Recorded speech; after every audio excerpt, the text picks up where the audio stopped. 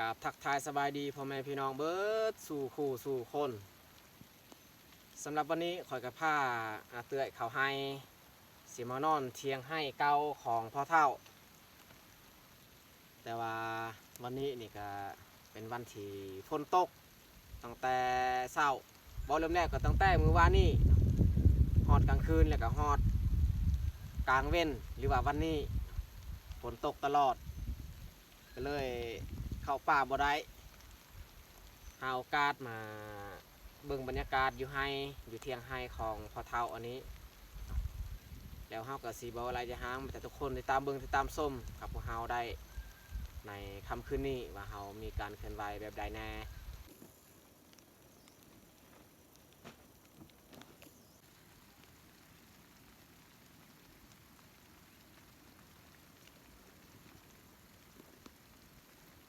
โอ้เทียงให้ของเพิ่นขี่แบะเนาะมันมาขี่ใส่ทรงใส่นี่แบะได้เข้าให้แล้วมันขึ้นมาอยู่นี้น่าจะแม่นช่วงฝนตกมันก็ขึ้นมาลีอยู่นี้เห็นขี่ของมันเฮามานอนคืนนี้เฮาก็สิอนามัยเนาะให้สะอาด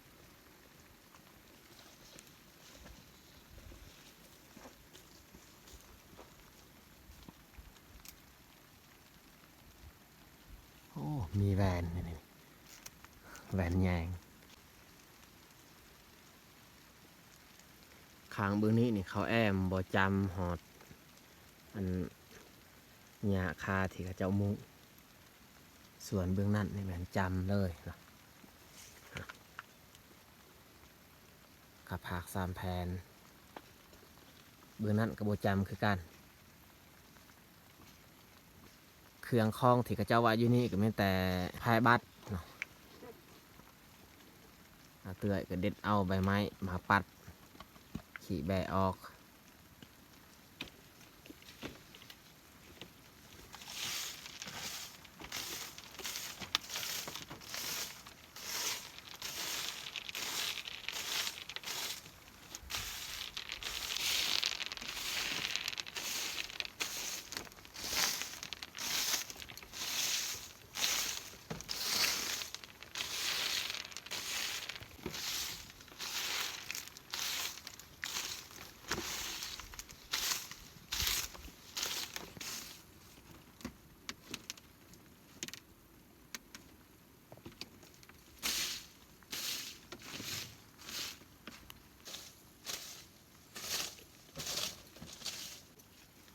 มีศาสตร์พื้นหนึ่งพอดีเขาเอาศาสตร์ข้าเจ้าอันนี้มาปูศาสตร์เก่าเบิ่งได้บ่เปิดมันได้ปูเลยก็ได้นั่งพักพร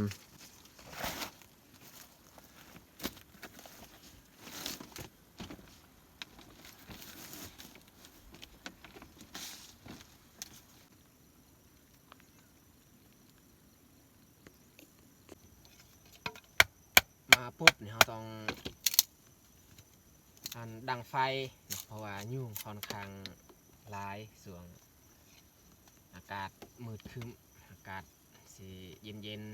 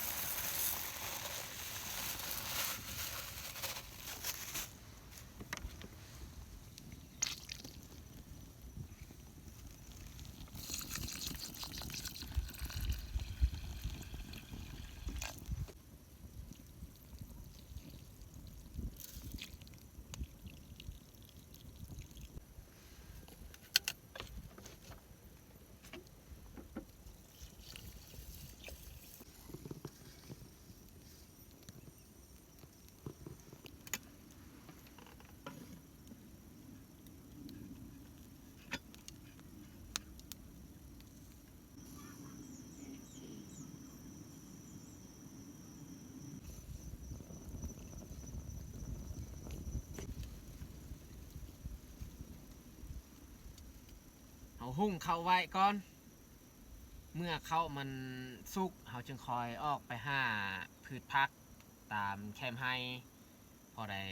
เฮ็ดอาหารแรงกินแต่เฮาก็ยังบ่ฮู้ว่าเฮาสิหาได้หรือบ่เนาะแต่เฮาไปติดตามเบิ่งนํกันหั่นแหละ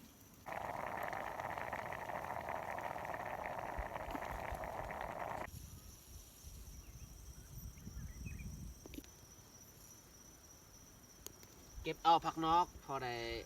จำกับแจวผักในอื่นคือสิบ่มีดอกกลางไห้นี่เห็นแต่ผักนอกเก็บผักนอกเลย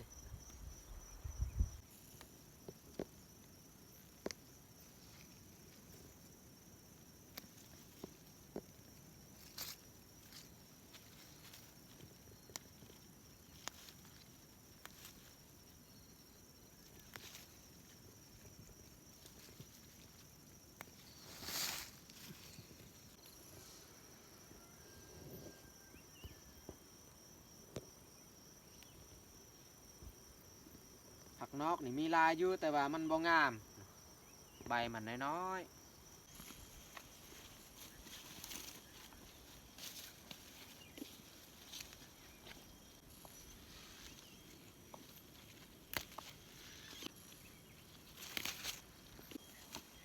แค่ไหมแค่ไหมเต็มเอาเตือยเก็บจักผักไอ้ยังเขาเอิ้นว่าแต่ว่าเฮาเคยกิน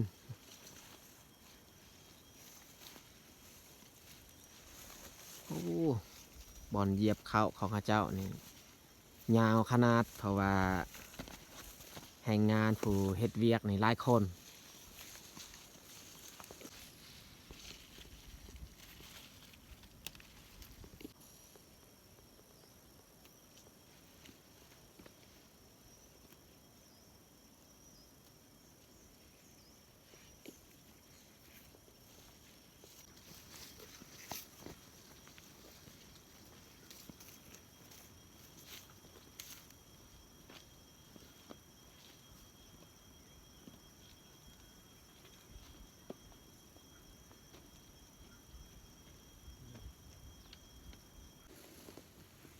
ไฟก็มอดแล้วเนาะเรากลับมาแต่สอกเก็บผักสุกพอดีสุกละเอียดปลงออกเลยจูดไฟไหม้อีกแบบนี้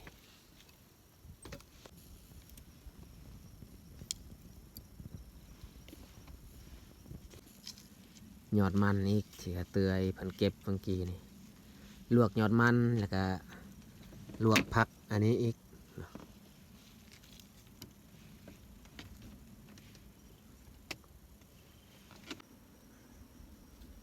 บรรยากาศอยู่ในเที่ยงก็ค่อนข้างมืดแล้วแต่ว่าข้างนอกนี่ยังแจ้งดีอยู่น้ำฝนแล้วใส่ยอดมันลงระมัดระวังเลยเหมาะฮะเหมาะความลงนี่มันถือลวกมืออันตราย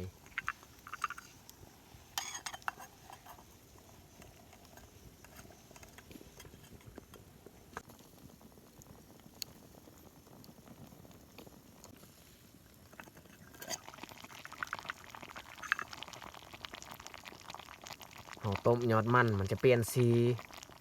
เพราะว่ายอดมันก็มีรสชาติที่ค่อนข้างคมถ้าว่าเราต้มบสุกคมเลย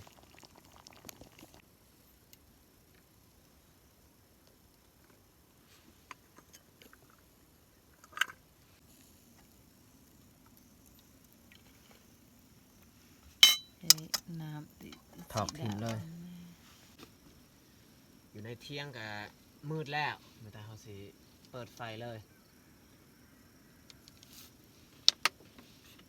ยอดมันนี่ก้อนที่เราจะเอาไปเฮ็ดอาหารการกินนี่เราล้างก่อน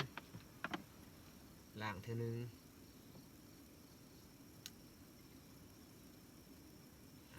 ล้างกับปั่นน้ำทิพย์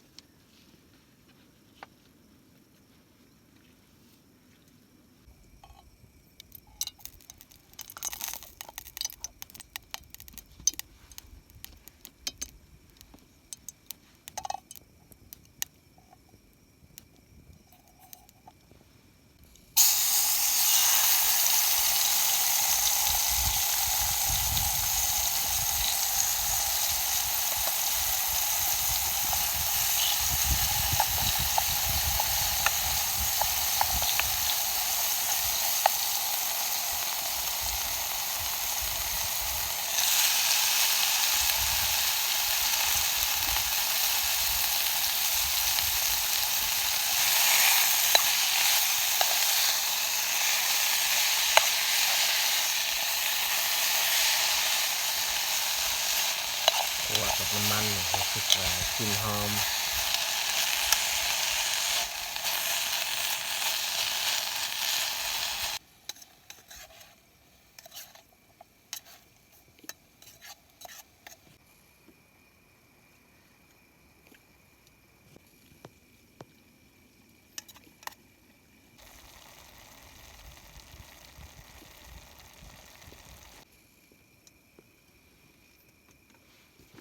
สำหรับขัวยอดมันก็สุกแล้ว ตักออกใส่พา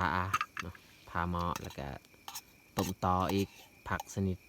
ที่เฮาปะถึงหม้อหันถ้าว่าไผฮู้ซื้อก็สามารถคอมเมนต์บอกครั้งก่อนเฮาก็เคยถามแล้วแต่ว่าเฮาลืมซื้อมันแล้ว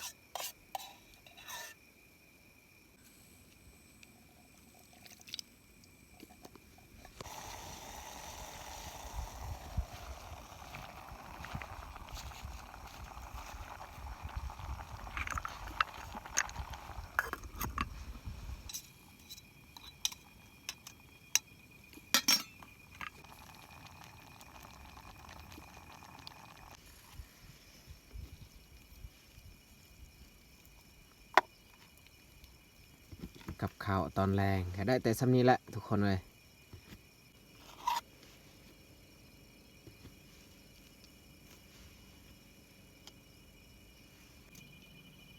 เอามาทุกคนมากินข้าวแรงน้ำกัน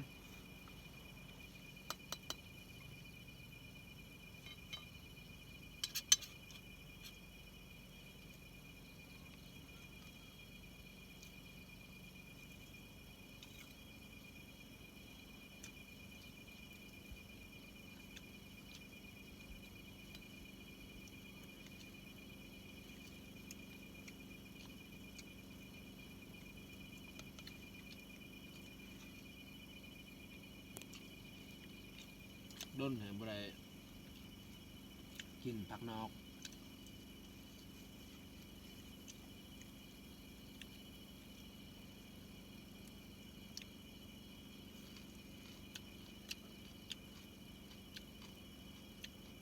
มันมีรสชาติคมหน่อยนึงแต่ว่าคมแซ่บ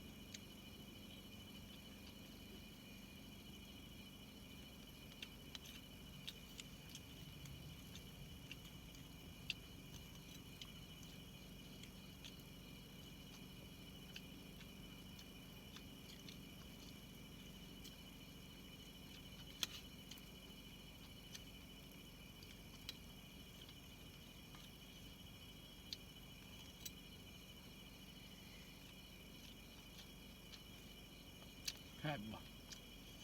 เสร็จ เมียก็ว่าแซ่บอดเอายามมีจึงคอยกิน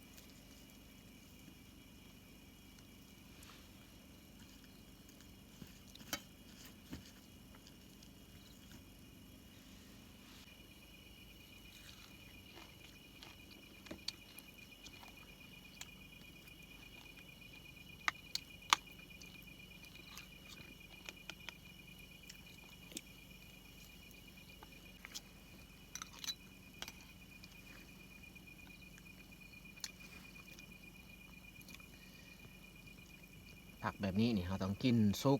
ถ้าว่าเราบ่ต้มนี่กินบ่ได้กินดิบ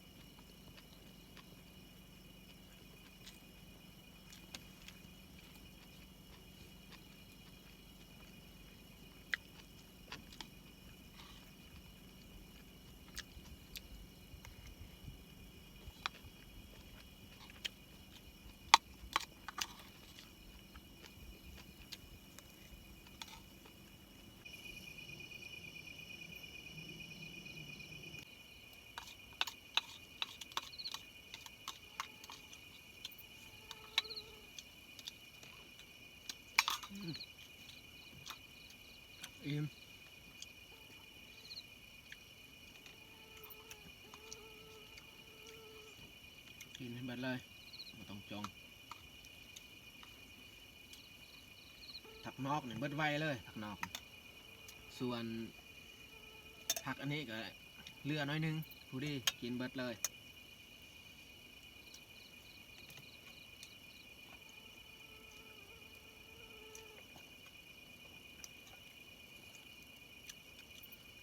ผักนอกเนี่ยเข้ากันขนาดเลยกับแจวเอาจับกิน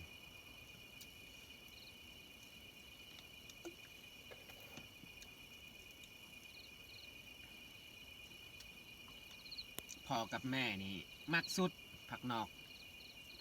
ดิบกินกับแจว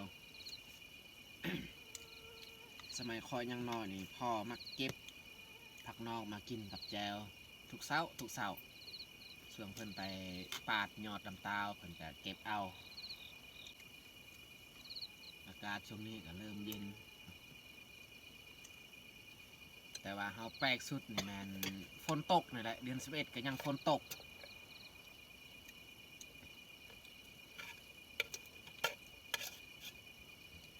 ปกตินี่เดือน11เดือน12นี่เป็นฤดูหนาวแล้วแต่ว่าฝนยังตกยังห่ำอยู่ตกก็ตกบ่แห้งตกธรรมดานี่แหละคันเฮาบ่ใส่เสื้อกันฝนก็เปียกคือกันถ้าว่าเฮาออกไปเฮ็ดเวียก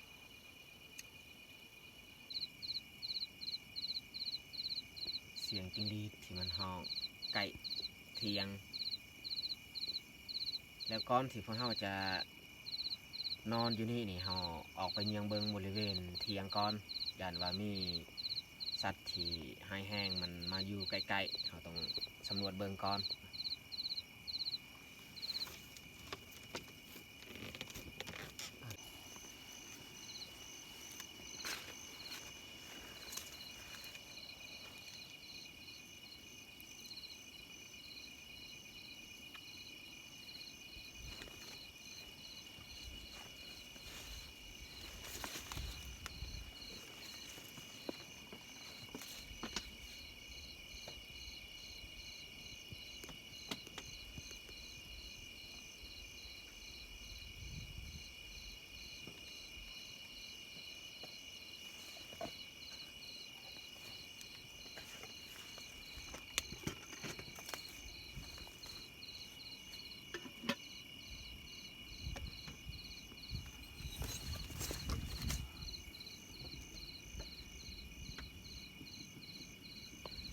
น่าจะบ่มีปัญหาหยัง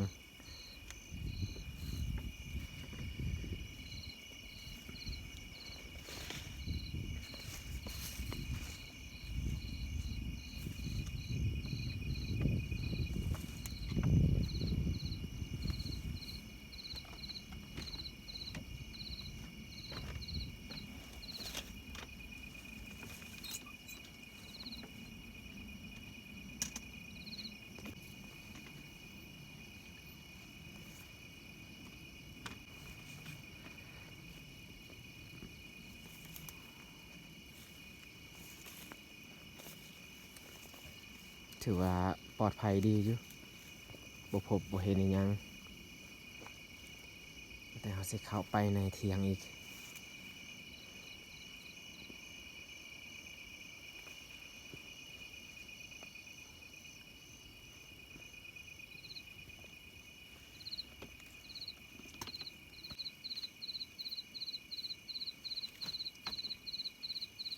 กลางมุงเลยซะ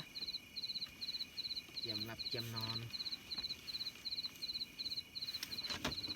ผ้าห่มซองพื้นเอามาแต่ว่ามีศาสตร์แล้วพื้นหนึงเนี่ยเราเฮ็ดมอนหัวอยู่นี้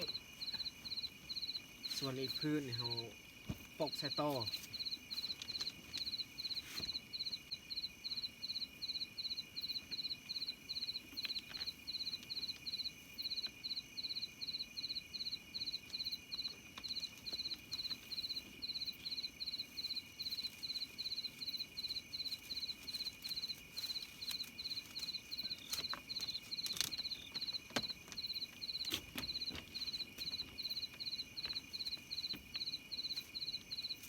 เ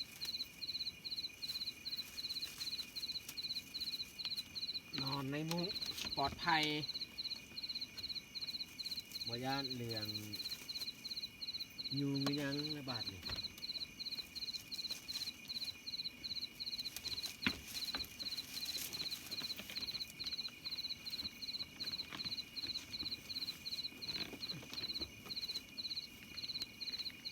จิกมุ้งดีๆสำคัญในเวลาเฮานอนบ่ให้มุ้งติดกับโตะเฮาถ้าว่ามุ้งติดโตะเฮานี่ยุงมันได้กัดแน่นอน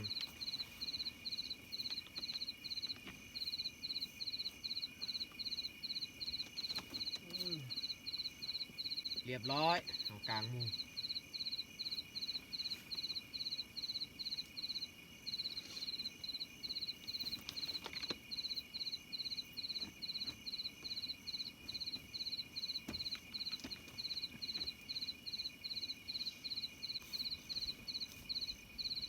นอนอยู่เที่ยงให้นี่อุ่นอยู่แล้วก็มีความปลอดภัยสูงป้องกันยุงเนาะส่วนหลายอยู่เที่ยงให้แบบนี้นี่ยุงมันมักมาอยู่ไหน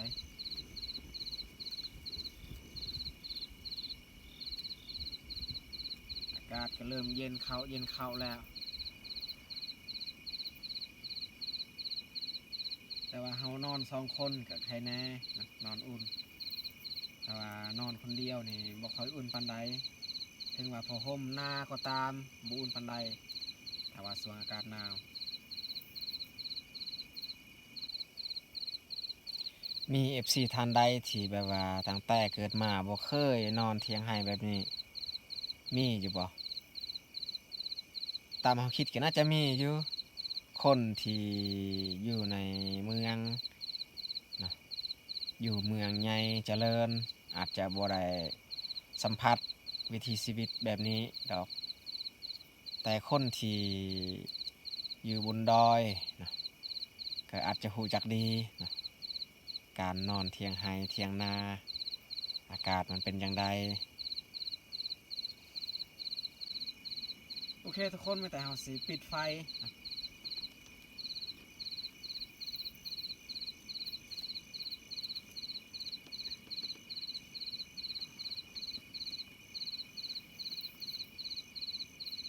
ไม่แต่จิ้งหรีดที่มันห้องไก่ๆเทียงอันนี้เสียงอื่นๆบ่ยินเลย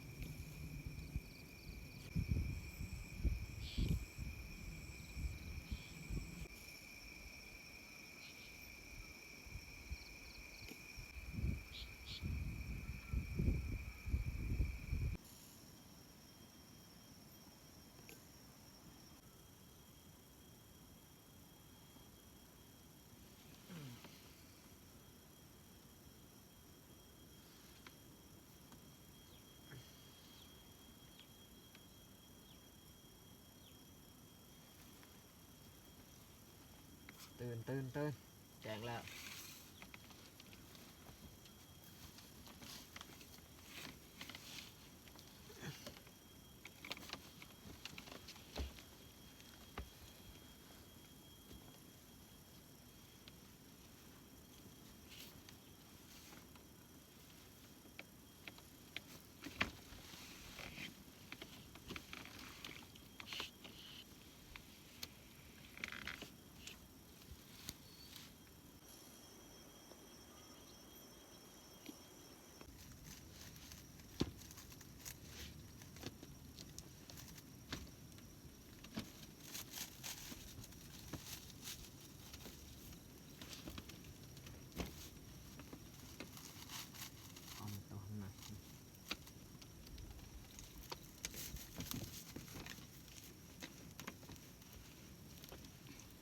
พับเลยหมูค่อยสิพับผ้าห่ม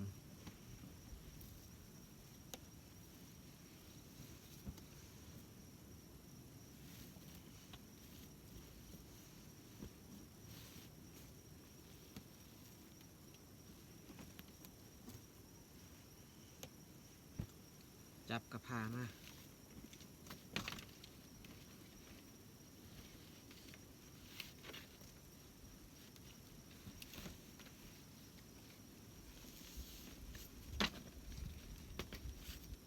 ส่วนอีกที่เหลือนี่เขายัดใส่กระเป๋าฮะเอาพ่อแม่พี่น้องสำหรับคลิปนี้เฮากะสิจบลงอยู่นี่แหละเพราะว่าคลิปของเฮากะค่อนข้างยาวแล้วถ้าว่าบุคคลใดได้เข้ามาเบิ่งตั้งแต่ต้นจนจบกะขอขอบอกขอบใจเนาะหรือว่าขอบคุณมากๆเนาะแล้วสุดท้ายนี้นี่อยากอวยพรให้ FC หมดทุกคนจงมีสุขภาพแข็งแรงอย่าเจ็บอย่าจนเป็นอีหยังก็ขอให้เจริญก้าวหน้าปรารถนาสิ่งใดก็ขอให้สมหวังทุกประการเนาะจังใดก็ขอขอบใจหลายๆอีกครั้งเนาะบ๊ายบายพบกันในคลิปต่อไป